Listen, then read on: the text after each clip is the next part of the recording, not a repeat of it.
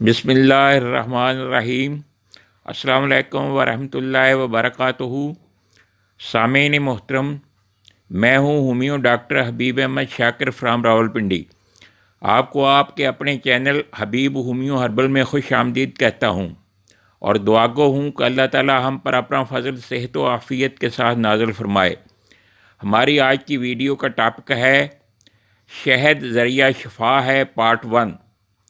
آج کی ویڈیو میں ہم شہد کی اہمیت اور فضیلت بیان کریں گے۔ پارٹ 2 میں انشاءاللہ شہد کے فوائد جدید مشاہدات کی روشنی میں شیئر کیے جائیں گے۔ تو چلتے ہیں آج کے ٹاپک کی طرف، شہد کی اہمیت و فضیلت۔ سامعین محترم، شہد ایک لذیذ اور مفید غذا ہونے کے علاوہ بے شمار امراض کے لیے پیغام شفا ہے۔ اطباء نے اسے آب حیات اور کیمیائے صحت کے ناموں سے پکارا ہے۔ شہد کا شمار دنیا کی قدرین ترین غذاؤں اور دواؤں میں ہوتا ہے۔ شہد کی ایک منفرد خاصیت یہ ہے کہ یہ برسوں پڑا رہنے پر بھی خراب نہیں ہوتا، بلکہ اس چیز کو بھی خراب نہیں ہونے دیتا جو اس میں محفوظ کی گئی ہو۔ فرعونہ مصر کے مرنے کے بعد ان کے مقابر میں غذا کی دوسری چیزوں کے علاوہ شہد کو بھی رکھا جاتا تھا۔ ان مقابر کی کھدائی کے دوران ہر مقبرے سے شہد کی کپیاں برآمد ہوئی ہیں۔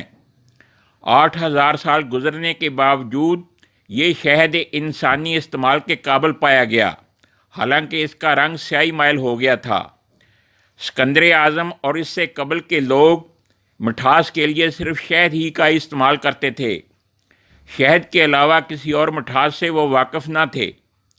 جالینوس نے شہد کی مکھیوں کو شہد کے ہمراہ پیس کر ایسے مریضوں کو استعمال کرایا ہے جن کے سر کے بال گر گئے تھے۔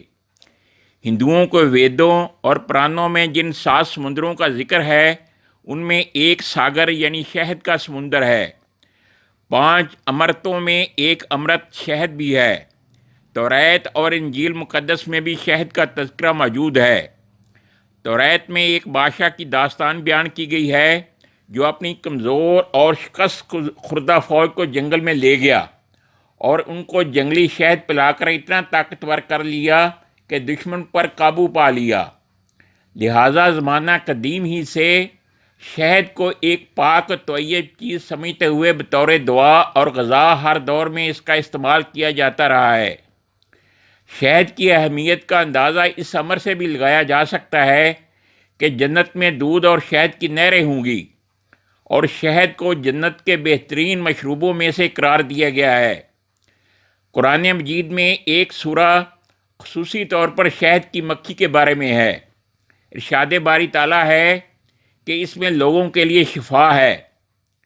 نبی اکرم صلی اللہ علیہ وآلہ وسلم کی عادت مبارکہ کے بارے میں احادیث سے ثابت ہے کہ آپ نے شہد کو پانی میں حل کر کے خالی پیٹ نہار منہ استعمال فرمایا، اور پوری زندگی میں مرض الموت کے علاوہ کبھی کسی شدید بیماری میں مبتلا نہ ہوئے، اور نہ ہی کسی سفر یا جنگ کے دوران کمزوری یا تھکن کا اظہار فرمایا۔ 16ویں صدی کے گرکاب جہاز جب برآمد ہوئے تو ان میں سے جو شہد کے برتن نکلے وہ صدیاں گزرنے کے باوجود بھی شہد خراب نہیں ہوا تھا۔ جدید تحقیق کے مطابق شہد میں وہ تمام عناصر پائے جاتے ہیں جن کی جسم انسانی کو ضرورت ہوتی ہے۔ موجودہ دور میں ترقی یافتہ ممالک میں شہد کو غذا کا درجہ حاصل ہے۔ امریکہ، جاپان، جرمنی، برطانیہ، چین، کینیڈا اور آسٹریلیا وغیرہ میں شہد کی مدد سے جراثیم کش اور اعصابی دباؤ کو دور کرنے والی ادویات بنائی جا رہی ہیں۔ یورپ میں شہد سے مٹھائیاں اور بسکٹ بنائے جاتے ہیں۔ برٹش فارماکوپیا کے مطابق کھانسی کے بعض شربتوں میں بھی شہد کو ملایا جاتا ہے۔ مذکورہ ممالک میں شہد کے جوہر کا متنوع استعمال عام ہے۔ یونانی پہلوان ہرکولیس اور بھارتی سینڈورام کی توانائی اور طاقت کا راز بھی شہد کے استعمال میں بیان کیا جاتا ہے۔ آیورویدک میں شہد کو گلے اور سینے کے امراض میں بہت استعمال کرایا گیا۔ شہد سے معسل بھی بنایا جاتا ہے جو مختلف بیماریوں کے علاج کے لیے مستعمل ہے۔ کیمیا دان شہد کو کیمیائی امتحانوں کے لیے استعمال کرتے ہیں۔ شہد، سہاگا اور گھی کے مرکب میں کسی بھی دھات کے کشتہ کو ڈالنے سے کشتہ شدہ دھات اپنی اصل حالت میں واپس آ جاتی ہے۔ شہد کو افزائش حسن کی مصنوعات میں بھی استعمال کیا جاتا ہے۔ قدیم تہذیب کی مشہور خوبصورت ترین عورتیں، ملکائیں، شہزادیاں، دیویاں اپنے حسن کے نخار اور اس کی دلکشی و خوبصورتی کو برقرار رکھنے کے لیے جو نسخہ جات استعمال کرتی تھیں، شہد ان کا لازمی جزو ہوتا تھا۔ ایک مشہور مصری طبیب نے شہد کو ایک جید غذا، ایک ملین دوائی اور طبیعت میں لطافت پیدا کرنے والا قرار دیا ہے۔ آج بھی اطباء جاں بلب اور سمجھ نہ آنے والی بیماریوں میں شہد ہی تجویز کرتے ہیں۔ جدید تحقیق کے مطابق شہد میں ایک ایسا عنصر دریافت ہوا ہے جو پیپ اور سوزش پیدا کرنے والے جراثیموں کو ہلاک کرنے کی استعداد دوسرے تمام جراثیم کش ادویہ سے زیادہ رکھتا ہے۔ نیز اس میں یہ خوبی پائی جاتی ہے کہ یہ جسم کی قوت مدافعت میں بھی اضافہ کرتا ہے۔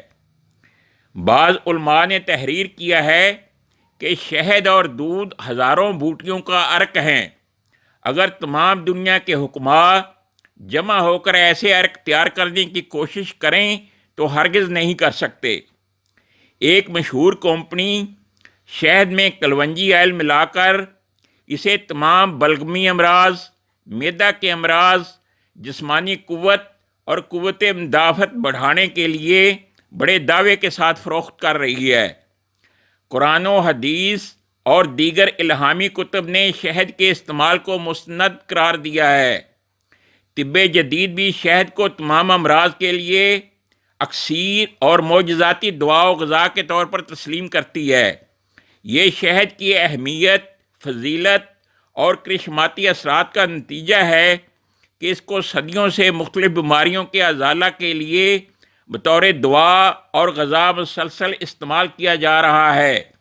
اس کا ذائقہ اور مزہ بھی اس کی پسندیدگی اور مقبولیت کی ایک اہم وجہ ہے۔ شہد کی اس سے زیادہ کیا اہمیت و فضیلت ہو سکتی ہے جس کے بارے میں خالق حقیقی نے خود اس میں لوگوں کے لیے شفا کی نوید دی ہے۔ جناب رسول کریم صلی اللہ علیہ وآلہ وسلم نے شہد کو گردوں کی تکالیف، دل کے امراض اور اسہال کے ازالہ کے لیے بطور دوا تجویز فرمایا۔ ایک صحابی کا بیان ہے کہ جب میں بیمار ہوا تو رسول کریم صلی اللہ علیہ وآلہ وسلم کی خدمت گرامی میں دعا اور دعا سے فیض یاب ہونے کی التجا کی۔ جواباً آپ نے مجھے شہد کی کپی روانہ فرمائی۔ حضرت عائشہ صدیقہ رضی اللہ تعالیٰ عنہا فرماتی ہیں کہ پینے والی چیزوں میں جناب رسول کریم کو شہد سب سے زیادہ پسند تھا۔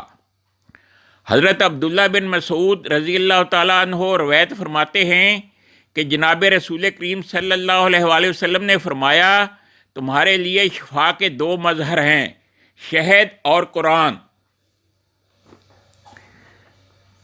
کنز الاعمال کی ایک روایت کے مطابق شہد کو بارش کے پانی میں ملا کر پینا تقریباً سبھی بیماریوں کا علاج ہے، اور مسند امام احمد بن حنبل کی ایک روایت کے مطابق ارشاد رسالت کا مفہوم یوں بیان کیا جاتا ہے، تمہاری دعاؤں میں کسی چیز میں بھلائی کا اگر کوئی عنصر ہے تو وہ پچنے لگانے اور شہد پینے میں ہے۔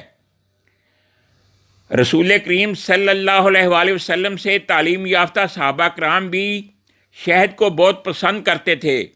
امہات المومنین رضی اللہ تعالیٰ عنہما میں شہد کی پسند کا اندازہ اس امر سے لگایا جا سکتا ہے کہ ایک صحابی کوئی مسئلہ پوچھنے حضرت عائشہ صدیقہ رضی اللہ تعالیٰ عنہا کے پاس گئے تو دیکھا کہ وہ ایک اندھے کو سنگترے کی کاشیں چھیل کر شہد میں ڈبو کر کھلا رہی ہیں۔ شہد کے بارے میں ابن کثیر نے حضرت علی رضی اللہ تعالیٰ عنہ کا ایک نسخہ یوں بیان کیا ہے کہ حضرت علی رضی اللہ تعالیٰ عنہ مریضوں کو ہدایت کرتے تھے کہ قرآن کی کوئی آیت کاغذ پر لکھ کر اسے بارش کے پانی سے دھو کر شہد ملا کر پی لیں، شفا ہو جائے گی۔ مسند احمد بن حنبل میں متعدد روایات اس امر پر دلالت کرتی ہیں کہ جناب رسول کریم صلی اللہ علیہ وآلہ وسلم نے جسمانی کمزوری، تھکن اور مختلف امراض کے ازالہ کے لیے کبھی شہد کا شربت اور کبھی شہد کو دودھ میں ملا کر پیا، اور لوگوں کو بھی ایسے ہی تلقین فرمائی۔ شہد کے اوصاف کو امام ابن قیم رحمۃ اللہ علیہ نے جامعیت کے ساتھ مشاہدہ کرتے ہوئے بیان فرمایا ہے۔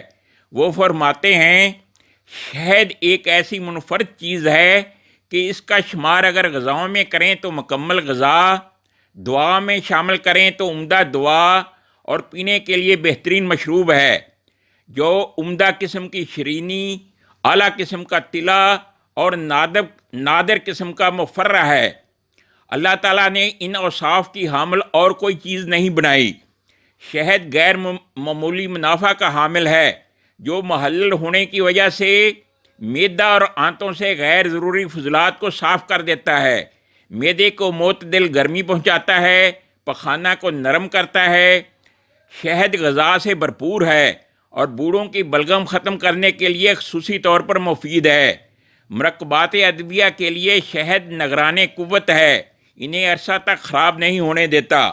ناپسندیدہ دواؤں کے ذائقہ کو بہتر بناتا ہے، ان کی مضر کیفیات کو دور کرتا ہے، جگر اور سینے کو فضلات سے صاف کر کے انہیں مضر ادویہ کے اثرات سے بچاتا ہے۔ شہد میں جسم میں جم جانے والی ہر قسم کی غلاظتوں کو نکال باہر کرتا ہے۔ شہد پیشاب آور ہے۔ شہد کا روغن گل کے ہمراہ گرم استعمال کیڑوں مکوڑوں کے ڈنگ کے لیے دافع ہے۔ عفیان خوردہ کی سمیت کو کم کرتا ہے۔ شہد کو پانی میں ملا کر پلانے سے سگے دیوانہ کے کانٹے کو نفع ہوتا ہے۔ اگر کوئی نباتاتی زہر کھا لے تو اس کے اثر کو ذیل کرتا ہے۔ شہد کو اگر دانتوں پر ملا جائے تو ان میں چمک اور سفیدی پیدا کرتا ہے۔ مسوڑوں کی سوزش دور کر کے انہیں مضبوط بناتا ہے۔ بطور سرما آنکھوں میں لگانے سے دھند کے لیے نافع ہے۔ معدہ، جگر، گردوں، تلی اور مثانہ کے سدے کھولتا ہے۔ اگر جسم اور بالوں پر لگایا جائے تو بالوں میں نرمی اور ملائمت پیدا کر کے دلکش بناتا ہے۔ ان کی نشو و نما کرتا ہے، جوؤں اور لکھوں کو ہلاک کرتا ہے، نہار منہ چاٹنے سے بلغم کا خاتمہ کرتا ہے۔ حافظ الامین ہونے کی وجہ سے گوشت کو اگر شہد میں ڈبو کر رکھا جائے تو 3 ماہ تک متعفن نہیں ہونے دیتا۔ تازہ سبزیوں پھلوں کو اگر اس میں رکھا جائے تو 6 ماہ تک عمدہ اور بہتر حالت میں رہتے ہیں۔ مردار کے جسم کو عفونت سے روکتا ہے۔ ان تمام اوصاف کے ہوتے ہوئے ہر قسم کی مضرتوں اور نقصان سے پاک ہے۔ جناب رسول کریم صلی اللہ علیہ وآلہ وسلم نہار منہ پانی میں شہد ملا کر پیا کرتے تھے، اور یہ ایسا لاجواب نسخہ ہے جو صحت کے لیے کیمیا کا کام کرتا ہے۔ اس کا ادراک بڑے زیرک اور باہوش فاضلین ہی رکھتے ہیں۔ آخر میں امام ابن قیم شہد کی افادیت کے بارے میں مختلف احادیث کے حوالے سے بتاتے ہیں کہ طب نبوی کا علاج وحی الہی پر مبنی ہے، جبکہ اتباع کا علاج ظن غالب اور تجربہ پر موقوف و منحصر ہے۔ لہٰذا طب نبوی کو نافع علاج تسلیم کرتے ہوئے اس سے شفائے کامل ہونے کا اعتقاد اور اس کو مکمل یقین کے ساتھ قبول کرنا ضروری ہے۔ سامعین محترم، آج کی ویڈیو پر یہاں پر اختتام کیا جاتا ہے۔ خوش رہیں اور خوشیاں بانٹیں۔ نیکسٹ ویڈیو تک کے لیے اللہ حافظ۔